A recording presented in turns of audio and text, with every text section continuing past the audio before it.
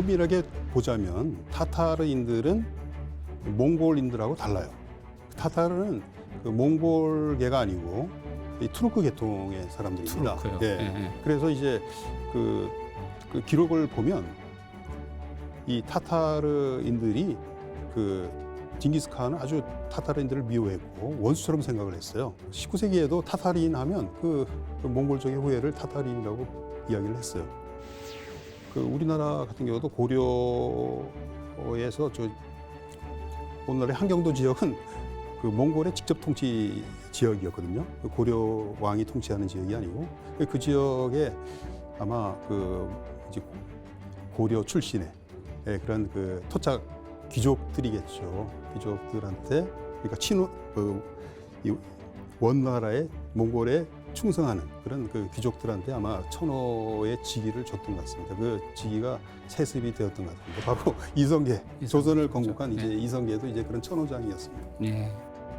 의회 왕조, 마멜루크 왕조의 그 장군이 나서가지고 이제 그 몽골 군을 쳐부순 게 아인잘루트 전투입니다. 그래서 아인잘루트 전투는 뭐 의미를 따지자면 몽골군이 이 중동 일대, 저 이집트까지 그 완전히 장악할 수 있는 것을 저지함으로써 몽골 제국의 이제 그 팽창을 그쪽에서 이제 시리아 지역에서 일단 정확하게 말하면 팔레스타인이죠. 팔레스타인에서 그 저지한 그런 전투로 이제 그 의미를 규정을 할 수 있겠습니다. 우리 역사의 진실을 탐구하는 역사대담, 유럽과 만난 동양 유목민의 역사와 문화에 대해서 알아보고 있는데요. 오늘도 상식문화연구소의 김현일 박사님을 모시고 유목민의 몰락을 불러온 루스족과 러시아 제국에 대해서 알아보겠습니다. 예, 박사님 안녕하세요. 안녕하세요. 예. 지난 시간엔 그 몽골족이 세운 한국의 역사에 대해서 우리가 이야기를 나누어 보았는데요. 이번에는 그 한국을 제압한 루스족, 러시아 제국과 관련돼서 이제 알아보고자 합니다. 우선 아무래도 이 루스족에 대해서 우리가 조금 알아볼 필요가 있을 것 같습니다. 이 루스족이 어떤 민족인지 좀 설명을 해주시겠습니까? 오늘날의 러시아라는 나라 이름이 예. 루스에서 왔죠. 예. 그 루스족은 그 아마 동슬라브족의 그 일부였던 것 같습니다. 이 구약 성경에도 로스족 이야기가 나오거든요. 자세하게 나오는 건 아니지만 북방 민족 중에서 로스가 있었다 이제 그렇게 이야기가 되니까. 근데 이제 이 사람들이 오랫동안 그 이란계 이목 민족의 지배를 받았던 것 같습니다. 그 구체적으로 이제 알란족의 지배하에 있다가 이제 9세기 경이 되면 이제 바이킹들이 들어오거든요. 무슨 바이킹이냐 그러시겠지만은 바로 이제 그 서유럽에서도 그야말로 이제 여러 프랑스라든지 뭐 영국 이쪽을 침략했던 그 바이킹들입니다. 그 바이킹들이 이번에는 그 강을 따라서 러시아에는 강이 많죠. 그것도 저 북쪽에서부터 남쪽으로 이렇게 그 흘러내려오는 강이 여러 개 있는데 그러한 강을 따라서 이 사람들이 처음에는 이제 상업 활동을 하다가 맛이 이제 그 힘이 강해지고 하니까 또 이제 약탈을 하기도 하고 또 심지어는 땅을 점령하기도 하고 그래서 이제 이 루스족을 지배를 하게 됩니다. 그 사람들이 이제 그러니까 스칸디나비아 반도에서 온 이 사람들을 이제 러시아인들은 바랑고이 이렇게 이제 불렀던 것 같습니다. 그 사람들이 이제 지배층이 되어가지고 세운 나라가 유명한 이제 키예프 공국이 되는 거고 우리가 이제 그 키예프 루스라고 이제 그 시대 러시아인들을 키예프 루스라는 말로 부르고 있습니다. 아, 예. 그래도 우리가 흔히 일반에서는 러시아족 하게 되면은 슬라브족이라는 이야기를 우리가 가장 많이 듣고 있잖아요. 그러면 이 루스족과 슬라브족은 어떤 관계가 있고 아니면 또 그리고 그 슬라브족이라는 명칭은 어떻게 이게 나오는 겁니까? 그 루스족은 아까 제가 말씀드린 대로 동슬라브 계통의 족속이었던 것 같고 이 사람들의 명칭이 이제 전체 이제 러시아인들을 가리키는 슬라브족을 가리키는 이제 그런 명칭으로 이제 좀 확대가 되었던 것 같습니다. 그래서 이제 나라 이름도 이제 러시아라는 나라 이름이 생겼고 그런데 이제 이 슬라브족에는 또 그 동슬라브뿐만 아니라 서슬라브족이 있었거든요. 우리가 지난번에 이제 그 아바르족 이야기 할 때 그때 이제 그 슬라브족 움직이기 시작해가지고 그리스 본토도 침략하고 뭐 그런 이야기 했잖아요. 그때 이제 사서에서는 안테스인이라든지 이 스클라베노이라는 이제 그런 그 족속 이름이 그 나왔습니다. 다 그 서슬라브 계통의 족속인데 그래서 아마 그 슬라브라는 이름은 그 서유럽인들이 볼 때 또 비잔틴인들이 볼 때 이 스클라베노이라는 그 부족 이름에서 아마 슬라브라는 그 명칭이 나온 것으로 추정을 하고 있습니다. 그러니까 이제 아마 그 아바르 시대 6세기에 이제 그 그리스 그리고 발칸 일대에 이 사람들이 정착을 했는데 그 사람들을 이제 슬라브 쪽으로 이제 부르게 되었던 것 같습니다. 뭐 루스족과 슬라브족 그리고 이제 우리가 앞에서도 뭐 이야기했습니다만은 이 그 러시아인들을 이야기할 때 이게 그 몽골족의 통치 이게 타타르의 멍해라고 이제 그 불렀지 않습니까? 그만큼 상당히 그 치욕스러웠던 아마 역사로 생각하고 있을 것 같은데요. 이 몽골족에 맞선 러시아인들의 저항도 뭐 지난 시간에도 뭐 만만치 않다고 이야기는 들었습니다만 이걸 다시 한번 조금 정리를 해주시겠어요? 예, 키예프 공국이 당시에 이제 키예프 루시죠. 키예프 루시가 이제 여러 공국들로 나뉘어져 있었는데 그 중에서 가장 이제 으뜸되는 나라가 키예프 공국이었습니다. 키예프 공이 지배하는 나라. 그래서 이제 오늘날의 우크라이나 일대에 있었던 나라고 이제 공국이죠. 그리고 이제 그런 공국들이 그 여러 개가 있고 그러한 나라들이 그 한 그 가문에서 그 나온 그러니까 그 왕조를 루릭이라고 합니다. 루릭 왕조라고 하는데 아까 이야기했던 그 스칸디나비아에서 온 그 바람고이 족이었죠. 그 사람들의 후손들이 이제 점차로 숫자가 늘어가지고 여기저기 이제 그 도시들을 지배하고 지역들 지배를 하게 되는데 일종의 이제 그런 공국들의 연합이 이 키예프 루스였습니다. 그래서 이러한 키예프 루스가 1240년에 그 몽골에 의해서 이제 패배하고 이 러시아 일대가 이제 그 몽골의 지배하에 들어가게 되었는데 제가 말씀드렸듯이 이제 그 초기에는 그 저항도 없지 않았다. 그래서 이제 친몽골파가 있었고 반몽골파가 있었는데 친몽골파의 이제 대표적인 인물이 그 알렉산더 네프스키라는 그 성인의 반열에 오르게 되었던 그 인물. 이제 그 인물의 후손 중에서 그 이제 그 손자대였나 그런데 이제 그 오늘날의 이제 모스크바 공국의 지배자가 됩니다. 그래서 이제 그 알렉산더 네프스키의 후손들이 키운 나라 중에 가장 성공했던 것이 이제 모스크바 공국이죠. 12세기만 하더라도 뭐 모스크바라는 게 오늘날처럼 도시가 아니고 하나의 시골 촌이었습니다. 그러다가 이제 목책을 세우고 나중에는 이제 그게 힘이 그 세워지니까 이제 성벽도 그 돌로 된 성벽도 쌓고 하는데 그렇게 해서 이제 바로 이 모스크바 공국이 오랫동안 몽골 제국의 앞잡이 노릇을 하게 돼요. 세금을 걷어서 이제 몽골인들한테 바치는 그런 역할을 하다가 여러 유능한 그 공들이 이제 들어서고 이 사람들이 이제 경영 마인드가 있었던 것 같습니다. 그래서 그 재정도 확대를 하고 풍부해진 재정을 가지고 영토도 사들이고 또 도시들도 사들이고 해가지고 영토가 급속히 커져가죠. 그러다가 결국은 이 모스크바 공국이 중심이 되어가지고 몽골에 이제 반항을 하게 되고 결국 몽골의 지배를 차도를 하게 되었는데 그것이 제가 지난 시간에 말씀드렸듯이 1480년 경으로 이제 잡을 수 있는데 그때 이제 몽골의 지배를 거부하는 이제 그런 일이 벌어지고 그것이 이제 결국은 성공을 했다라는 겁니다. 그래서 몽골 지배가 그 한 250년 정도 러시아에서는 계속이 되었다 이렇게 얘기를 할 수 있는 것이죠.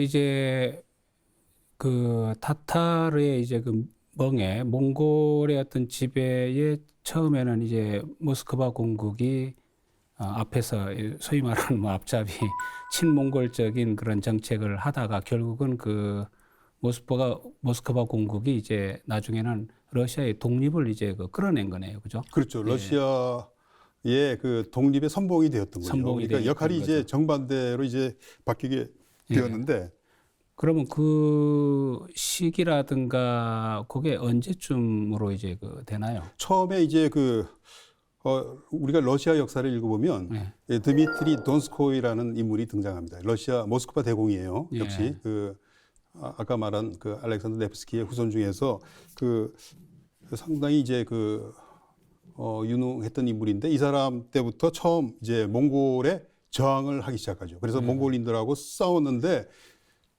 져요.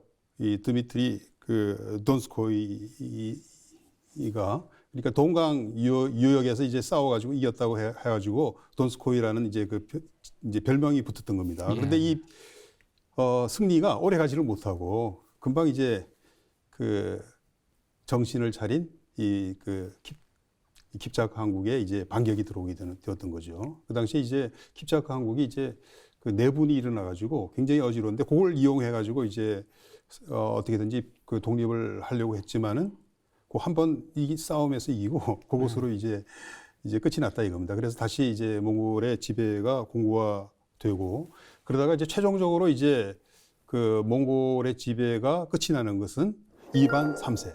러시아 3세. 역사를 보면 이반이라는 인물이 예. 많이 나오는데 이반 3세를 그 역사에서는 이반 대제라고 합니다. 이 사람 때 엄청나게 영토가 넓혀졌거든요. 예. 서쪽으로 동쪽으로 남쪽으로 해가지고 그래서 영토가 거의 뻥튀기 될 정도로 예.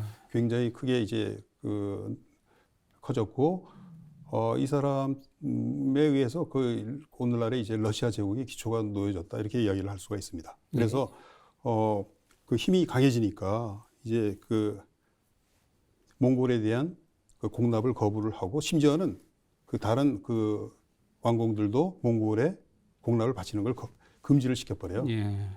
그러니까 마치 러시아 전체에 이제 왕처럼 행동을 하기 시작한다 이겁니다. 물론 칭호는 모스크바 대공이에요. 아직까지도 예. 3세다. 예, 그러다가 이제 이 사람이 결혼을 비잔틴 제국 공주하고 결혼을 하게 돼요. 비잔틴 제국 얼마 전에 망했거든요. 오스만 투르크한테. 그러니까 이제 비잔틴 제국의 이제 계승자가 자기라고 이제 내세우는 거죠. 그리고 이제 비잔틴 제국을 계승을 했으니까 황제 자리도 계승을 했다라는 식으로 그래서 이제 칭호도 이제 모스크바 대공이 아니고 차르라는 칭호도 내세우게 된다 이겁니다. 차르라는 명칭을 이제 처음 쓴 그렇죠. 게 이제 3세가 그렇죠. 되는 거죠. 모스크바 대공에서 짜르. 짜르는 이제 카이사르 황제라는 이야기죠. 네. 그러니까 결국은 이제 동북 러시아를 이제 통일을 하고 중앙 집권 국가를 이제 탄탄하게 이제 만든 사람이 이제 이반 대제고 그렇죠. 이 차르라는 호칭을 이제 네. 처음 사용을 했는 거죠, 그죠? 예. 그렇게 되면 당시에 킵차크 한국 같은 경우도 뭐 계속 유지되기는 쉽지 않았을 것 같은데요. 그러니까 이제 킵차크 한국도 이 문제는 이제 킵차크 한국도 이제 예전과 같은 힘을 유지할 수 있으면 괜찮은데 예. 이 킵차크 한국이 이제 분열돼요. 그래서 여기 자기들 내분이 벌어져 가지고 이제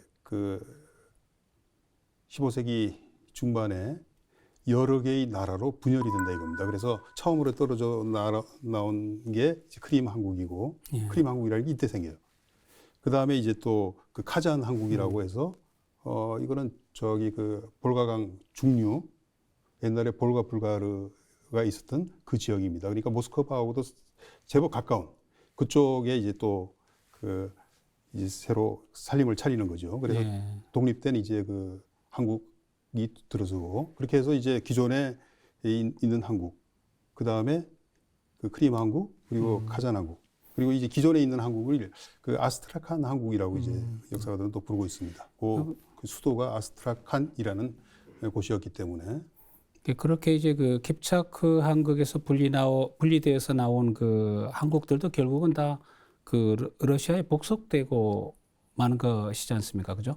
예, 그리고 그 중에서도 지금 말씀하신 그 카잔 한국, 네. 이제 이 카잔 한국을 정복하게 되는 거죠. 그러니까 이제 거기, 예. 처음에 맨 먼저 떨어져 나온 거는 크림 항국인데 크림 항국은 맨 나중에 18세기에 네. 그 예카테리나 네. 그 대제 때 매듭이 지어지는 그때 맨 마지막으로 이제 정복이 되고 바로 이 16세기에는 그 유명한 이반 내제 그 이반 대제의 그 손자입니다. 이반 그 그로즈니라고 해가지고 성격이 아주 대단히 그 포악했다고 할까요? 그 천둥과 같은 그야말로 이제 그 갑자기 화를 내고 정적들을 그 신하들을 적으로 몰아가지고 죽이기도 하고 했던 그런 그 일종의 폭군과 같은 사람이 있는데 그 사람이 어느 면에서 보자면 또 그 러시아의 영토를 크게 확장을 시킨 사람입니다. 자기 그 할아버지의 뒤를 이어서. 그래서 그 할아버지는 그 나머지 러시아의 여러 공국들을 이렇게 그 싸우기도 하고 또 매수하기도 하고 또 이렇게 여러 가지로 외교적으로 합병하기도 하고 했는데 이 사람은 이제 이 몽골의 칸국들 여러 칸국들을 이제 그야말로 이제 전쟁을 통해서 이제 정복을 하게 되었죠. 그래서 이제 카잔 항국, 그 다음에 이제 아스트라칸 항국이 몇 년 사이로 전부 다 합병이 되어가지고 러시아 땅이 된다 이겁니다. 그리고 말년에는 이 사람 말년에는 그 시비르 항국이라고 해서 시베리아 땅이 있습니다. 이 시베리아 땅에 있던 시비르 항국도 역시 이제 킵차크 항국에서 갈라져 나간 나라인데 요 나라도 정복을 하게 되죠. 그래서 시비르 항국 같은 경우는 뭐 바로 러시아 그 시베리아 시베리아의 그 자리를 잡고 있기 때문에 러시아가 이제 시베리아로 그 세력이 확대되는 결정적인 이제 그 계기를 얻게 되는 것이죠. 예, 그 전체적으로 지금 쭉 말씀을 해주셨는데 그 앞으로 살짝 돌아가가지고 그 아까 카잔 항국 그 아마 박사님의 책에서도 보면은 그 카잔 항국을 정복한 것이 이게 그 사세가 정복을 한 거죠. 그 이반 그로즈니, 이반 그렇죠. 사세가 이반 그로즈니라고 해서 그 정복한 사건이 상당히 역사적으로 중요한 사건이라고 그 아마 되어 있는 것 같은데 그건 무슨 이유 때문입니까? 시작이 됐다. 그렇죠. 시작이 그러니까 되는 그런 제일 먼저 이제 그 몽골의 항국 중에서 무릎을 꿇었던 게 카잔 항국이거든요. 그리고 그 뒤를 이어서 이제 아스트라칸 항국을 정복을 하고 이제 그 다음에 이제 한 30년 뒤에는 그 시비르 항국을 정복을 하니까 거의 러시아 크림 항국은 이제 워낙 남쪽에 있으니까 정복을 못하고 그래서 이제 그 킵차크 항국의 태반을 정복을 했던 그런 러시아인들이 볼 때는 난폭하긴 했지만 영웅이죠. 그런 의미에서 이제 이게 카잔 정복이 중요한 의미를 갖는다. 그 뭐 사실 사세는 보통 우리가 아까도 뭐 이반 뭐 뇌죄, 뇌죄라는 게 이제 번개, 천둥 번개를 이제 그 뭐 이야기를 하는 거죠. 그 이게 아마 제가 알기로는 거의 아마 일본식 표현일 거예요. 그 뇌죄를 쓴 게 그냥 이제 우리가 받아들여서 그런데 뭐 우리 소위 말하면 폭군이죠, 폭군. 폭군으로 이제 보면 될 것 같은데 상당히 그 무자비한 통치로 이제 소문이 이게 많이 났잖아요. 근데 어떻게 이렇게 짧은 기간에 그렇게 넓은 영토를 획득할 수 있었을까요? 정복할 수 있었을까요? 글쎄요. 제가 보기에는 이제 카잔 항국의 뒤를 이어서 아스트라칸 항국은 이제 금방 정복이 되니까 카잔 항국의 정복이 중요했는데 이거는 뭐 여러 차례 그것도 전투를 통해서 결국은 이제 함락을 시키는데 결국은 대포, 폭약, 폭탄 이런 게 중요한 역할을 해요. 그러니까 이제 결국은 유목민에 대한 이제 반격으로서 같은 이제 기마 부대 이런 거는 안 되고 이제 대포가 이제 결국은 말을 듣기 시작한다 이겁니다. 그래서 카잔성을 정복을 할 때 그 대포와 폭탄이 중요한 역할, 특히 폭탄으로서 성벽을 무너뜨렸다 이렇게 나오거든요. 그래서 이제 유목민의 지배 시대가 이제부터 위협을 받기 시작하는 거죠. 무엇에 의해서? 바로 대포와 총 그리고 폭탄. 예, 그래서 바로 그것이 나타났던 것이 이제 카잔 정복 전쟁입니다. 예. 그런 그 무기 체계도 뭐 상당히 그 뭐 전쟁을 할 때는 뭐 중요하겠죠. 근데 보통 우리가 그 이런 이반 4세의 어떤 그런 통치 전략 이 전쟁에서 보면은 뭐 코사크족을 그 이용한다는 뭐 이용해서 그 예.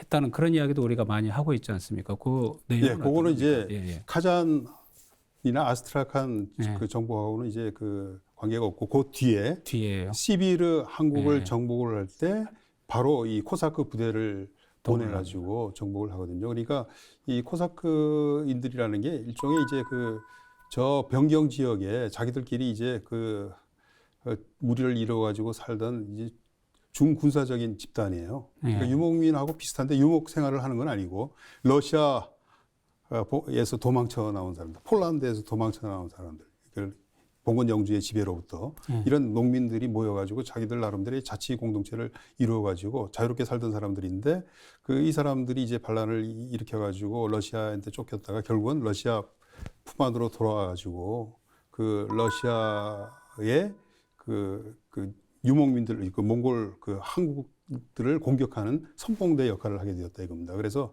그 이제 그 시비르 한국을 제압한 게 바로 그런 그 코사크 부대예요. 예. 그 이 카자흐스탄의 그 동쪽에 보면 알타이 쪽이 있고 또 중국 신장이 붙어 있거든요. 그러니까 요쪽에 당시에 그 몽골계 족속인 오이라트족이 있습니다. 오이라트. 이 징기스칸이 나온 족속이 아닌 그런 그 몽골 세력인데 이 사람들이 이제 상당히 강해져 가지고 그 카자흐족을 압박을 하게 되었던 거죠. 그러니까 이 카자흐인들이 그 이 사람들하고 이제 싸워가지고 이지를 못했던 것 같아요. 예, 그래서 결국은 주변에 그 신흥 강국인 러시아 제국에 손을 뻗치는 거죠. 그래서 그 또 러시아 제국으로 이제 편입이 되면서 러시아는 이들의 이제 종주권자가 된 거죠. 종주기. 그리고 이제 그 카자흐족을 이제 관장하는 그런 총독부도 설치를 하게 되는데 유명한 그 오렌부크라는 그 도시의 총독부가 설치가 돼가지고 이 카자흐 지역을 관할을 하게 됩니다. 유럽 문명의 입장에서 보자면 어떻게 보면 뭐 그 국경을 넘어서 그 공격해오고 때로는 이제 약탈을 자행하는 유목민들이 이 야만적인 어떤 그 약탈자로 보였을 수가 있죠. 이걸 단순한 이제 그 약탈민 집단 뭐 이런 식으로 이제 생각을 해서는 안 되고 그야말로 이제 이 정착 문명과는 다른 생활 방식을 영위하는 그런 그 문명 집단이 있고 그 이 사람들과 그 정착 유럽 문명 간의 그런 관계라는 게 우리가 그 세계사를 공부할 때 한번 깊이 생각해 봐야 할 주제인 것 같아. 우리가 이제 그 유목민에 대한 그 시각도 좀 그 넓은 시각, 그 관대한 시각을 갖고 보지 않으면 세계사를 제대로 파악을 할 수 없겠다라는 생각이 들었습니다.